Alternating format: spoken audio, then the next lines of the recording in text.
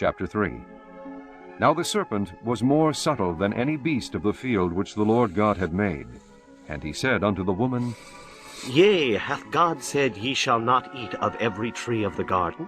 And the woman said unto the serpent, We may eat of the fruit of the trees of the garden, but of the fruit of the tree which is in the midst of the garden, God hath said, Ye shall not eat of it, neither shall ye touch it, lest ye die. And the serpent said unto the woman, Ye shall not surely die. For God doth know that in the day ye eat thereof, then your eyes shall be opened, and ye shall be as gods, knowing good and evil. And when the woman saw that the tree was good for food, and that it was pleasant to the eyes, and a tree to be desired to make one wise, she took of the fruit thereof, and did eat, and gave also unto her husband with her, and he did eat. And the eyes of them both were opened, and they knew that they were naked. And they sewed fig leaves together, and made themselves aprons. And they heard the voice of the Lord God walking in the garden in the cool of the day.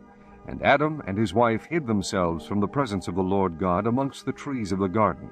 And the Lord God called unto Adam, and said unto him, Where art thou?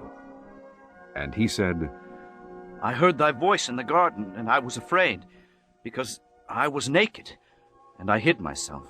And he said, Who told thee that thou wast naked? Hast thou eaten of the tree whereof I commanded thee that thou shouldest not eat? And the man said, The woman whom thou gavest to be with me, she gave me of the tree, and I did eat. And the Lord God said unto the woman, What is this that thou hast done? And the woman said, The serpent beguiled me, and I did eat. And the Lord God said unto the serpent, Because thou hast done this, thou art cursed above all cattle, and above every beast of the field. Upon thy belly shalt thou go, and dust shalt thou eat all the days of thy life. And I will put enmity between thee and the woman, and between thy seed and her seed. It shall bruise thy head, and thou shalt bruise his heel. Unto the woman he said, I will greatly multiply thy sorrow and thy conception.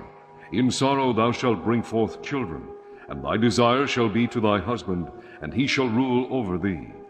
And unto Adam he said, Because thou hast hearkened unto the voice of thy wife, and hast eaten of the tree, of which I commanded thee, saying, Thou shalt not eat of it. Cursed is the ground for thy sake. In sorrow shalt thou eat of it all the days of thy life. Thorns also and thistles shall it bring forth to thee, and thou shalt eat the herb of the field. In the sweat of thy face shalt thou eat bread, till thou return unto the ground, for out of it wast thou taken. For dust thou art, and unto dust shalt thou return. And Adam called his wife's name